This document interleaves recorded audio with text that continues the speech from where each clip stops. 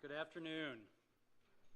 My name is Brian Cohen. I'm the Levine Family Executive Director of the Kraft Center for Jewish Student Life. Thank you all for joining us today. It's not my standard practice to be public about what is happening on campus, but I tried working with the university for months behind the scenes, and they have consistently failed to address the crisis on campus.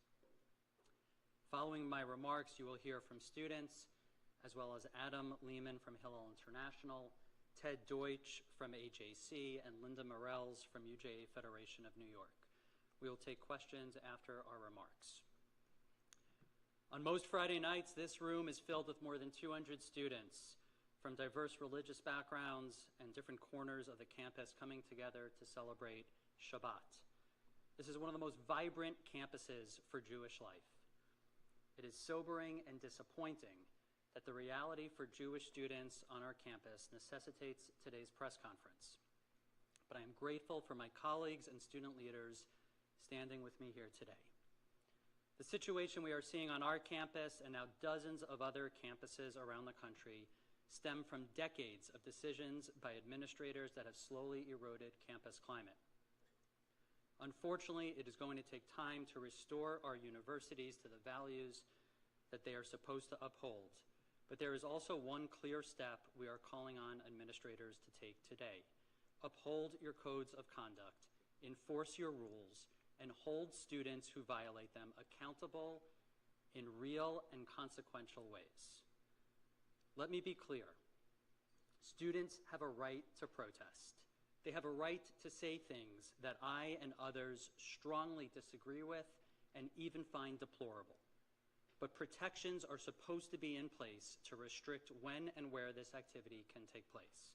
They cannot occur 24 hours a day, 7 days a week, in locations where students live and learn.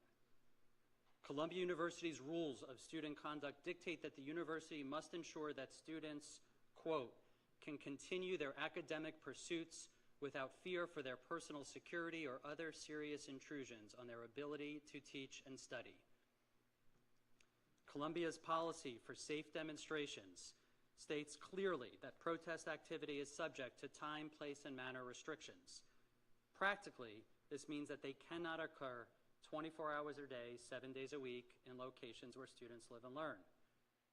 Protests on and off campus have made this impossible for many students. This past Saturday night, protests on campus turned violent. 2 nights ago, protests on campus continued until at least 2 o'clock in the morning. Last night, hundreds of NYPD officers surrounded campus as protesters caused issues on Broadway in Amsterdam. In addition to the encampments on the lawns, Jewish students are facing challenges in the classroom from professors and teaching staff. Faculty not only support the protest activity, but many deny that anti-Semitism has increased on campus. Some faculty are suggesting that students are fabricating allegations of anti-Semitism. Other professors are teaching their classes filled with students with diverse political perspectives and personal backgrounds in the encampment. They are walking out of their classes to attend protests and ending classes early to allow their students to join the protest. The vast majority of students on campus, regardless of where they fall politically, just want an education. That is why they are here. When professors leave the classroom, they are failing to do their jobs. When they teach in the encampment, it is at the exclusion of their students. Since the days immediately following October 7th, I have been in constant communication with Columbia senior administrators. I immediately started pressing on the need for the university to set new rules for student conduct and warn senior leadership that, quote, once new rules are set, they need to be enforced. Without this, we will have anarchy on campus, end quote.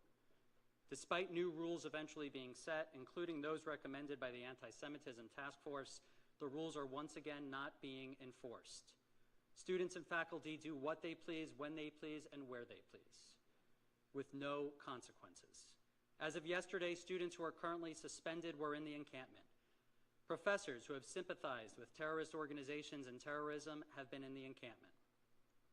This is all with the support and encouragement of many of our faculty, and particularly the faculty that teach our undergraduates at Columbia and Barnard. The university has been negotiating with the students for days. We do not know what is being negotiated.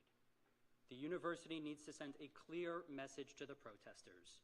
Gather within the university rules around student protest or face serious and legitimate consequences, namely suspension or expulsion. The university then needs to do what it rarely has, stick to its disciplinary actions. What keeps our team going is the opportunity to work with Jewish students who inspire us with their courage and resilience. I am now proud to introduce one of those students, Noah Fay, a student at Barnard College and Columbia School for International and Public Affairs. Noah. Hello, everyone. My name is Noah Fay, and I am a student at Columbia University. Due to the trauma of October 7th and the ensuing pandemonium in the fall, I nearly spent this entire semester sequestered in my studies and disengaged from the very real war we have on campus. Yet I stand here now, fully engaged. Why? Because the Jewish experience at Columbia University has become so insufferable that it has clarified, to remain quiet is to seal my own fate. These students may wave the Palestinian flag, but this is not about Palestine. This isn't even about the war in the Gaza Strip. This has always been a protest against the existence of a Jewish state of Israel. On this campus, people chant that Zionists are not welcome, calling on, quote, death to the Jewish state. A current student leader shared on social media that, quote, Zionists do not deserve to live.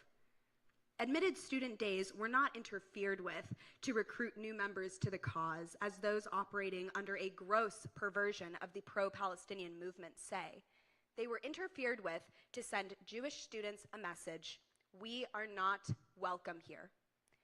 In the name of political expression and social justice, these students openly perpetrate anti-Semitism. This semester, students of Columbia University have hosted certified terrorists who urged students to realize, amongst other things, quote, there is nothing wrong with being a member of Hamas, being a leader of Hamas, being a fighter in Hamas. They have continued to discriminate against and spurn their peers simply because they are Jewish or support the Jewish state, successfully utilizing age-old anti-Semitic tropes to garner support and gain traction. And perhaps most damagingly, this anti-Semitic opposition has attempted to rewrite the narrative such that they are the people that needs our attention and protection, that they are the victims of abuse. And this is all before the start of the ridiculous and embarrassing obstruction on our campus outside Butler Library. My peers, my friends, my family are afraid. I cannot walk around my own campus looking visibly Jewish without preparing myself for the possibility that someone might spit on or attack me. We have been afraid all year, and I am done with it. I am no longer afraid. I am extremely angry. I am furious that we now go to school in a police state. I have to go through checkpoints just to get to class. But I am not mad at the police because of it. I am angry with the students who have put us all in this position, and I am angry with the administration for letting them. It is not my role to prescribe a solution to our school's administrative problems. I came to Columbia to learn, not to teach. As I have heard countless times that no one knows what can be done, however, I will offer my advice. To both my university administration and those around the country, help us, your Jewish students, protect ourselves. You know it is the right thing to do. Maya Angelou counseled us, when someone tells you who they are, believe them the first time. The students supporting terrorism, anti-Jewish and anti-American, have done so all year.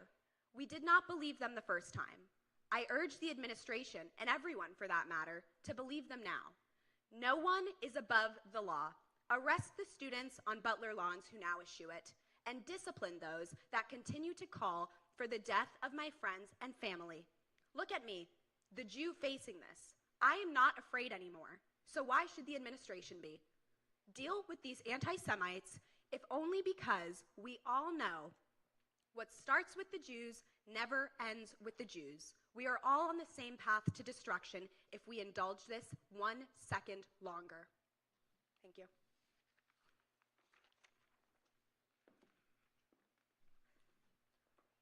My name is Mitch Wolf, and I am a student at Rutgers Business School studying finance and marketing. I am also the Rutgers Hillel Student President, the Center of Jewish Life at Rutgers, representing 6,400 Jewish undergraduates. And today I'm going to talk to you about anti-Semitism, escalation, encampment, and all other issues that have made being a Jewish college student very challenging and difficult these last 6 months for me and tens of thousands of others like me around the world. During the fall semester, I found myself in class directly below the site where the storming and occupation of Rutgers Business School occurred. This experience shook me profoundly, as it felt like an intrusion into my personal space, as if someone had declared my home turf no longer mine and unwelcome for my learning simply because of my identity or beliefs. The Jewish students of Rutgers have been scared to sit in class, ride the buses, study in the library, and be outwardly Jewish. College campuses are meant to be environments for learning, where individuals should feel safe to express themselves without fear. As proud Jews and Zionists, we should not have to live in fear of being who we are on campus. The passing of BDS referenda by the student body happened a few weeks ago using a biased wording for the referendum by the Student Assembly, signaling their official endorsement despite BDS being illegal in New Jersey, which is deeply concerning to us, and we fear the potential outcomes and repercussions of this decision. BDS agendas have infiltrated classrooms through the influences of students, professors, and teaching assistants, disrupting the primary objective of higher education, which is to acquire knowledge. We've tracked and endured and experienced more than 150 incidents of anti-Semitism through bias reports since October 7th.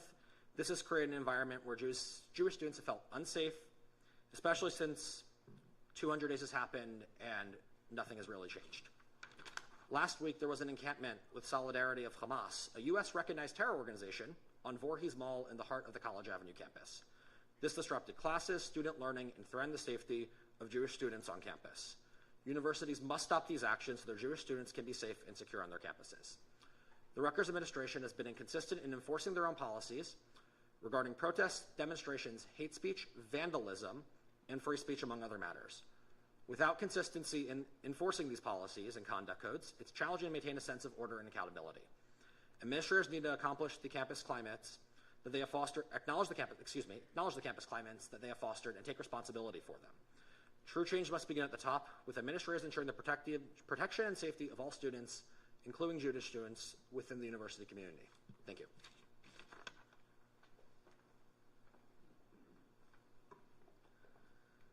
My name is Jillian Letterman, and I am a senior at Brown University, the former president of Brown Students for Israel, and the chair of Hillel International's Israel Leadership Network. I am desperate to graduate. The past 6 months have entailed daily intimidation, harassment, and isolation for Jewish college students. All of us have lost friends. All of our Hillels require constant police presence. All of us have had to choose between disavowing Zionism, a core aspect of Jewish identity for so many of us, or facing backlash and exclusion from many of our peers. This has become our new normal. But even amidst this new normal, most of us did not expect the chaos that has pervaded campuses in recent days, most infamously at this very school, Columbia University. Student encampments, joined by outside protesters, have taken over campus. They have explicitly aligned themselves with Hamas. They have chanted to burn Tel Aviv to the ground. They have enthusiastically advocated for October 7th 10,000 more times.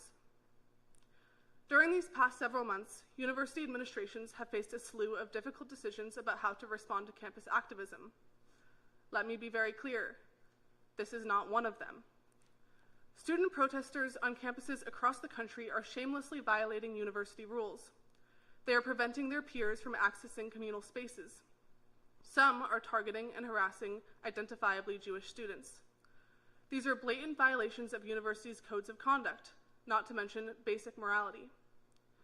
In this moment, we do not ask for unique protection, nor do we advocate restricting student speech.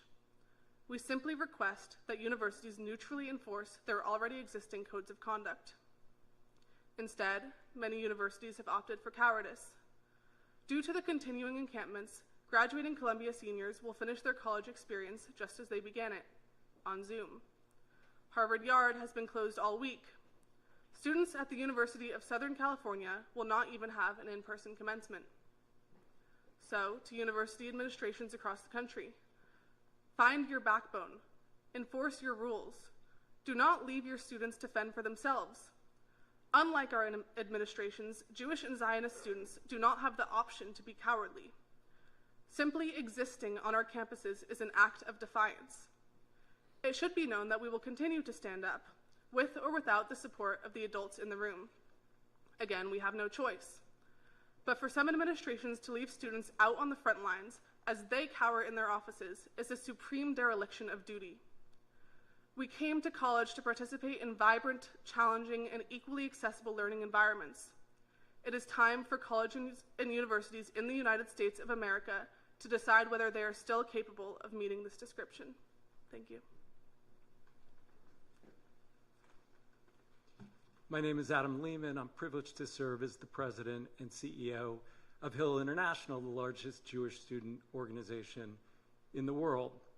It is heartbreaking to hear the stories we have just heard from these three students.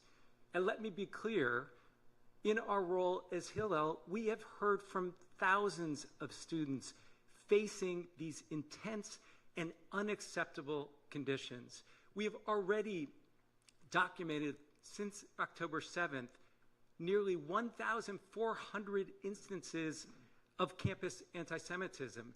And these issues are not reducing, they are actually growing and growing at a rapid rate in this very moment. I want to be very, very clear. Students deserve better. Jewish students deserve better. Israeli students deserve better. And all students deserve better. Students deserve an environment that is free from harassment, that is free from intimidation, that is free from physical assault. And we've already documented so many physical assaults, including just steps from this Columbia Barnard Hillel. We cannot have the level of chaos and anarchy that is impacting our campuses. And we should not be at all confused.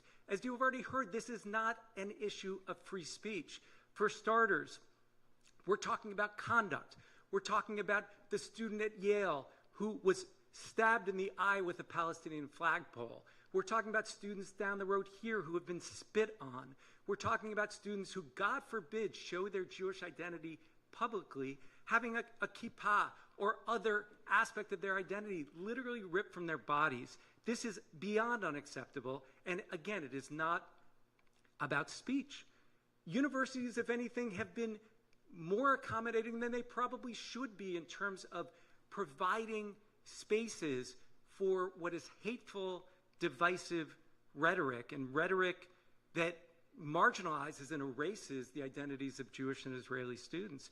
But even with providing those spaces and opportunities for free speech, the groups that are creating these encampments and otherwise engaging in these aggressive protest tactics are running roughshod over even those reasonable opportunities as they continue to violate those restrictions of universities, which are clear in terms of policy. Universities have got to step up, and as you've heard from each of us, and enforce their policies. This is not complicated. Speaking to every university leader who may be watching or may see a recording of this, do your job. You are there to actually prevent the anarchy and chaos which we are seeing on far too many campuses. And your opportunity is simply to do what is right. Enforce your policies, enforce them in even-handed ways, but that may require expulsions, that may require suspensions. As we've seen, that may require bringing in law enforcement, but one way or another, we have to be able to depend on institutions of higher education to take back control of your campuses. Counter what has truly become cultish behavior with the call and response, and the way that it is embracing, in many cases, a culture of death rather than a culture of life. Counter the chaos of encampments and other protest activities that are going far beyond the pale of what is acceptable on a campus, let alone in any other environment. and return our institutions of higher education to what they can and need to be. Return them to places of learning. Return them to places of dialogue. I spoke with Jewish students here at Columbia just this morning who are very eager to be in conversation with peers who have very different views. But you know what they hear from peers who are sitting in those encampments? They hear anti-normalization. We would not demean ourselves to talk to a Jewish student, to an Israeli student, God forbid, to a Zionist student who believes in the right of self-determination for the Jewish people in their historic homeland. We can get back to education. We can get back to dialogue. We can get back to a quest for understanding and community, but it is going to require serious effort on the part of our university administrations, and frankly, it's going to require all of us to pull together. Thank you very much.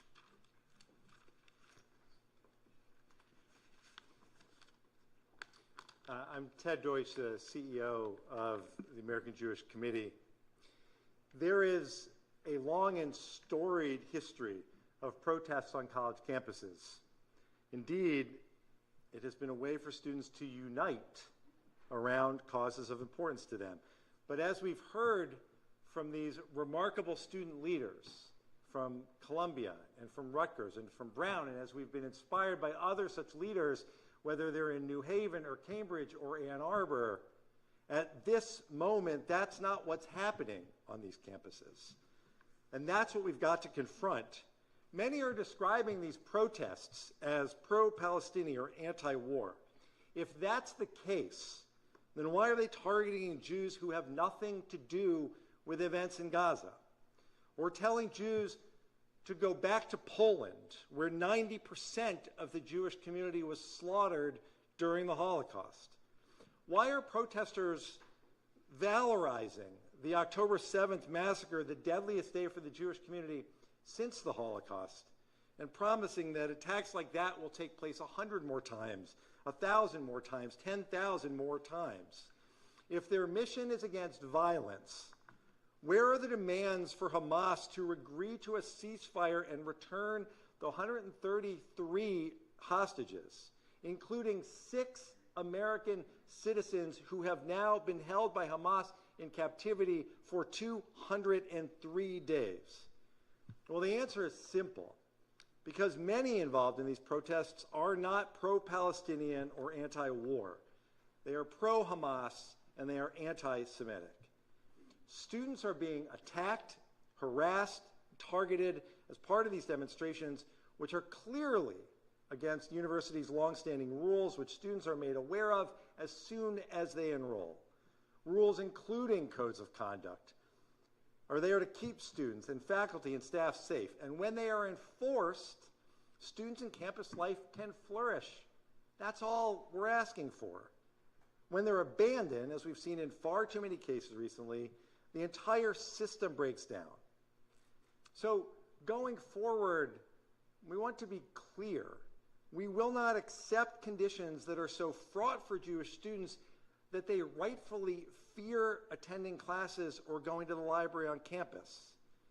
And we will not accept the idea that university events, graduation ceremonies, should be canceled rather than taking action to ensure that these events go on. We will not accept approaching the safety of Jewish students in a way that is different than that applied to every other group on campus. And finally, we will not accept a world that is afraid to specifically call out and condemn anti-Semitism.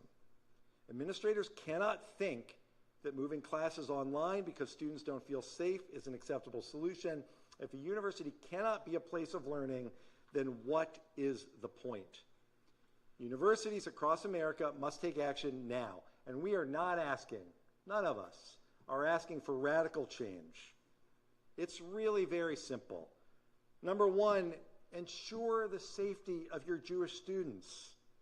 Your Jewish students cannot be sacrificed so that you don't have to enforce your codes of student conduct. Number two, evict outside agitators from your campus. And if the agitators are students, then enforce the rules and suspend them or expel them.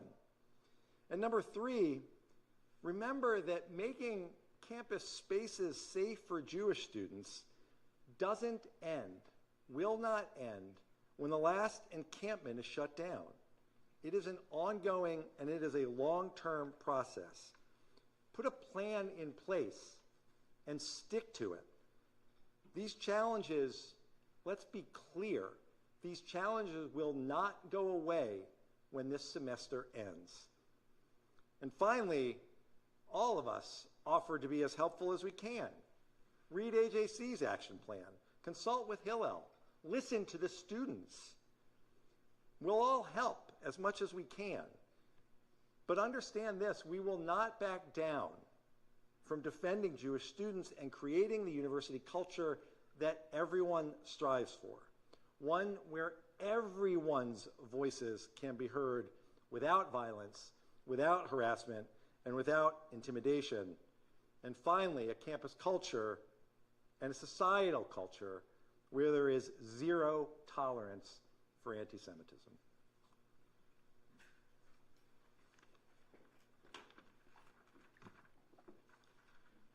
You have heard from our extraordinary leaders and very brave students, so I will be concise, but I will be clear. I am Linda Morales, President of UJA Federation of New York, and we are proud to call Columbia Craft Center a partner, and we are honored to support this Hillel alongside the other 10 Hillels serving 20 campuses here in the New York area. Our Hillels are doing critical work right now, and we could not be more grateful.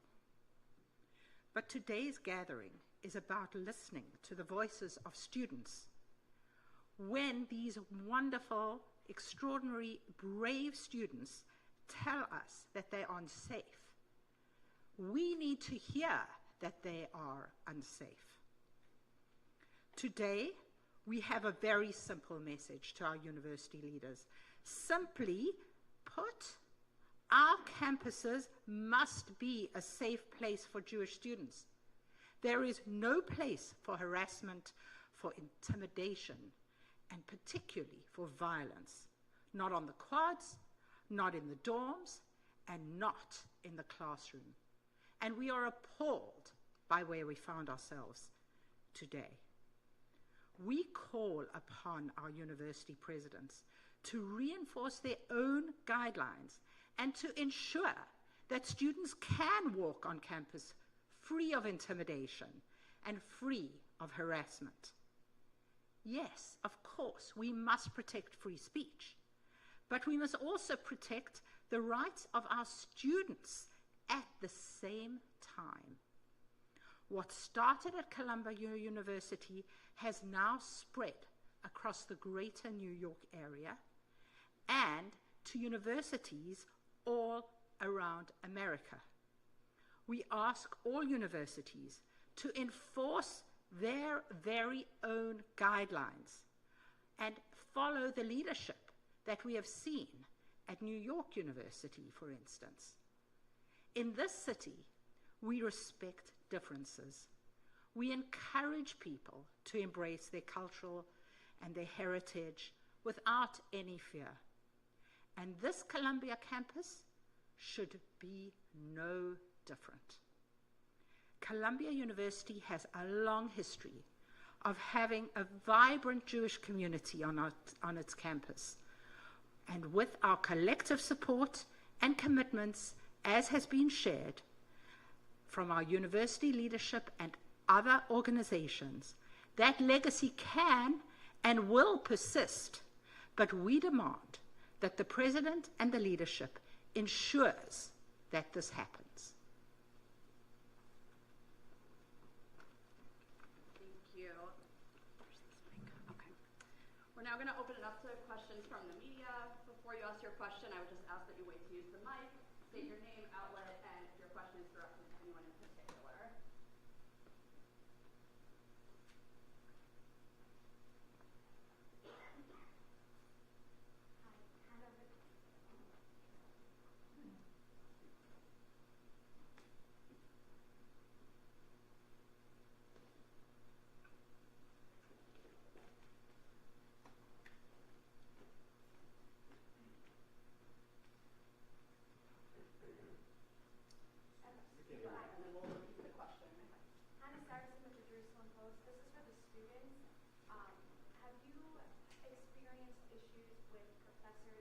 week, any professors holding classes in the encampment or not giving a Zoom link to make students go on campus.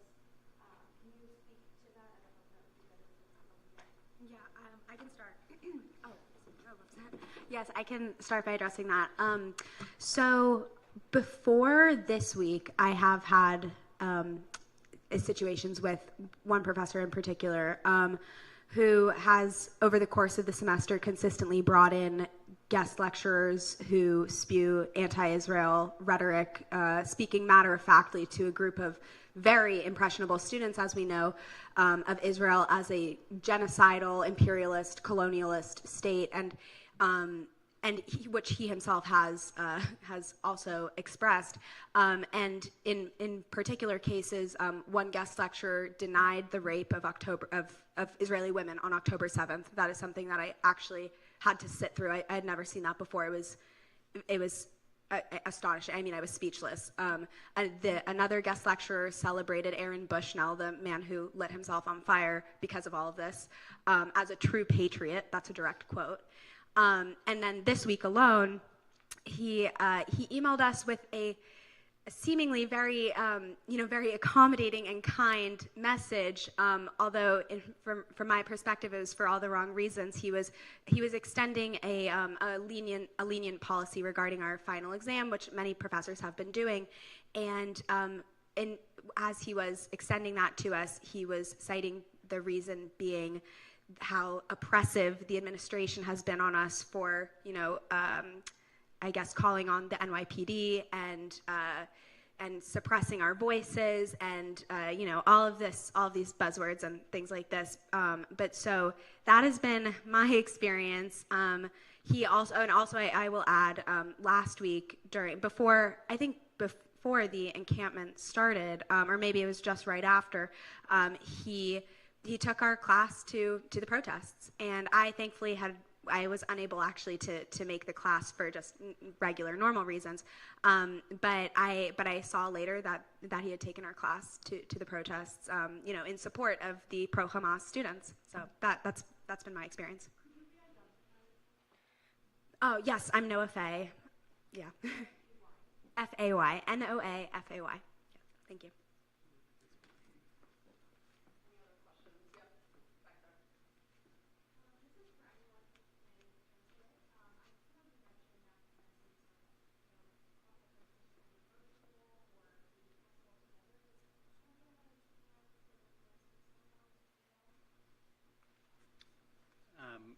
We know that the university is speaking and meeting about commencement plans. We have no idea what the latest is. I'd be shocked and incredibly disappointed if commencement was moved online. At the same time, I don't know how they can secure the site of Columbia University where 30,000, 40,000 people would gather at once for university commencement. So they have a couple weeks to figure it out and get their act together, and they need to ensure a safe in-person commencement experience, hopefully on the campus of Columbia University. Brian Cohen, Levine Family Executive Director of the Kraft Center for Jewish Student Life. I want to just add one thing. Just to be clear, there's no free speech right to shut down a college graduation or any event on campus. So let's not be fooled by those who suggest that somehow we're trying to suppress free speech. There are students across America who have made plans, sometimes for more than a year, to go to their college with their families to celebrate this milestone for their family, whose opportunity now may be at risk if a university decides that it's easier to shut down their graduation than to take the steps necessary to ensure that the graduation come off safely. I'm going to add one more thing. I also want to add, at Hill International, we've provided specific guidance to university administrators about the steps they can take now to prepare for a safe in-person graduation. For the many, many students and families who've looked forward to this date literally for 4 years or more of undergraduate education, it is completely unfair to allow a subset of students to carry in whatever their political perspective or agenda is in a way that prevents that opportunity for Jewish students, Israeli students, and truly, again, all students. I just want to go back to the question about the faculty as well and add to what Noah previously said. Starting in the days after October 7th, we started to receive emails from students that their faculty, their professors, their teaching assistants were canceling classes, ending them early so that students could attend protests on campus in support of Students for Justice in Palestine and Jewish Voice for Peace. That activity, every email we received with a complaint was forwarded to the senior administration. What we have seen this week is professors leading their classes in the encampment. I have reached out repeatedly to the administrators at Columbia University with a very simple request. Professors should teach their classes from the classroom. Enforce it. Tell them they need to teach their classes in the classroom. They should not be in the encampment. We have professors. The director of undergraduate studies for the Department of History sent out an email a day or two ago offering his support for any student who has been dealing with the disciplinary actions as a result of what has transpired in the last week. That professor had never sent an email in the days after October 7th showing his support for Israeli and/or Jewish students. The professor is also a supporter of the BDS movement. The chairman of Lit Hum, a course that is required at Columbia College, has been out at the rallies and the protests, leading the protests. I saw him yesterday with other faculty inside the encampment, meeting and supporting students. It's bad enough when it's coming from departments that are dealing with these issues in Israel and Palestine, but when it's from core classes, required classes, the history.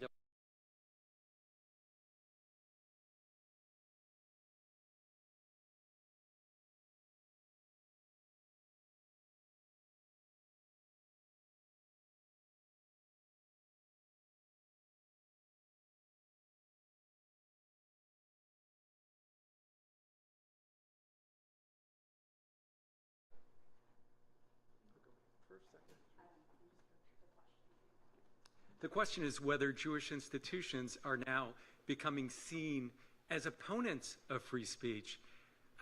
We can't control perception, and we are living in a backwards, upside-down world. I last night attended Screams Before Silence, which you can see on YouTube, which documents the horrific sexual violence and mutilation perpetrated against Israeli women on October 7th. So in a world where students will literally, with that reality, wave Hamas flags and support a Hamas ideology, it's hard to trust perception from anyone at this point. But what I will say is we are perfectly clear at Hillel as an institution that we support free speech. Our tradition, Hillel the Elder, talked about the importance of hearing from the other and understanding the views of other people. That is what we're all about. As I said before, our students are desperate for dialogue, but what is happening on campuses today is not about free speech. As I said before, it's about wrongful conduct. It is about assault. It is about intimidation. It is about targeted harassment. It is about running roughshod over time, place, and manner restrictions, which are specifically in place to enable free speech. So we cannot worry about criticism. We have to take care of Jewish students and all students who are bearing the brunt of these intolerable conditions. I would only add to that. We celebrate free speech, and the fact is, the argument we hear repeatedly that universities are a place where we need to have hard conversations, where people need to engage with ideas that they might be uncomfortable with. Those arguments are exactly correct. But when the debate that's taking place results in the intimidation and harassment and silencing of one part of that community, there is not free speech for everyone. There is free speech only for those who are carrying out this intimidating behavior, this harassment. In this case, those who, since October 8th, have been marching in support of Hamas terrorists. We care a lot about free speech. Unfortunately, those who are making this argument don't.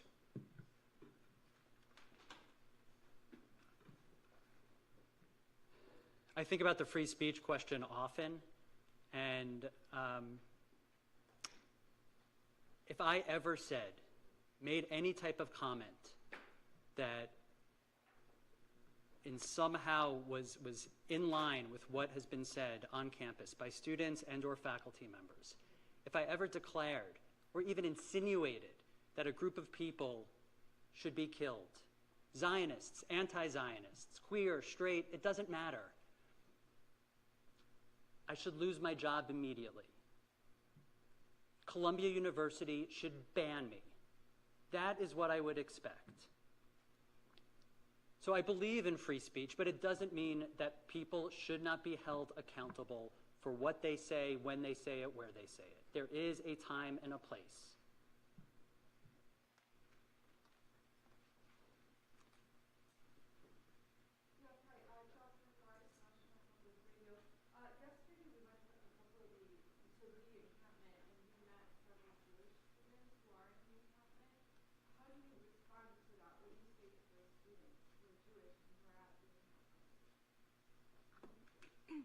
I can start. Quite briefly, I would say take them as seriously as we all take blacks for Trump or gays for Trump. They've been tokenized. I won't try to psychoanalyze them. But I really wouldn't know where to start. But in terms of our response to them, they are not representative of our community. I think the statistic is something like over 80% of Jews are Zionists. They are a minority group that is not representative of us, and I think all that really needs to be said on that front is truly take them as seriously as we take blacks for Trump or gays for Trump. That's all. I was on campus yesterday and spoke at length with a Jewish student who has spent a lot of time in the encampment. And look, we continue to support Jewish students regardless of where they fall on this issue. That Jewish student shared with me that he had been spending a lot of time working with his peers inside the encampment to reduce the level of anti-Semitism and the rhetoric against Israelis on campus. I'll take him for his word on that, but even in those comments, he clearly shared that there was a problem from his peers and others inside the encampment. One final question, and then if anyone needs one-on-ones afterwards, let us know. I'm based on the public spectator. Mr. Cohen, I have no questions about your relationship working with the administration over the past 7 months. You said that you've been trying to work with them and you feel like it has been to no avail, and then now recently there's been much more dramatic. Can you talk more about what that working relationship is like, and also the extension of those virtual options or classes? I think that was for students in the encampment or for Jewish students. The question was about my working relationship with the Columbia University administration. I arrived on campus in January 2012, and from that very first week on campus, started working very closely with the Columbia University administration. For the last 11 or so years, I worked with the university to support it when allegations were made that this was a university that was anti-Semitic. I felt very strongly that this was one of the great places to be a Jewish student anywhere in the country. People would yell anti-Semitism, and I thought they were exaggerating it, and I called it out. And I always assumed that when a problem did arise, if a problem ever arose on campus, that when I called it out as anti-Semitism, people would stop, listen, and believe. Unfortunately, that has not been my experience. My communication with the administration, the senior administration, started the afternoon of October 7th. The first priority was ensuring that this building and our Jewish students were safe, and then we immediately went into conversations about greater student safety and what would likely transpire. I was involved in leadership calls of Columbia University on the night of Monday, October 9th and October 10th, where they were preparing for what was transpiring on campus. I was a vocal participant in those meetings, and since then had been meeting regularly, emailing, texting with senior administrators, asking them to take action. My two big requests early on were to meet with students most impacted by the war, to meet with a group of Israeli students, as well as a group of students from the West Bank, Gaza, and Lebanon. To ask them, what do you need? Your families are in danger. How can we support you? What are your academic needs, your financial needs, your security needs, your mental health needs? The vast resources of this university are at your disposal. It took 9 weeks for them to meet for the first time. My second request was simply to actually make their rules more nimble. I think at the time they required a 10-day waiting period for students to book and hold an event. It was unrealistic when we're at war. It's just not going to happen. So I asked the university to make their rules more nimble, to clarify their rules, communicate them to the student body, and enforce them. And without enforcement, we would have anarchy on campus. This could have ended up as a few snowballs here and there, and what we've ended up with is an avalanche.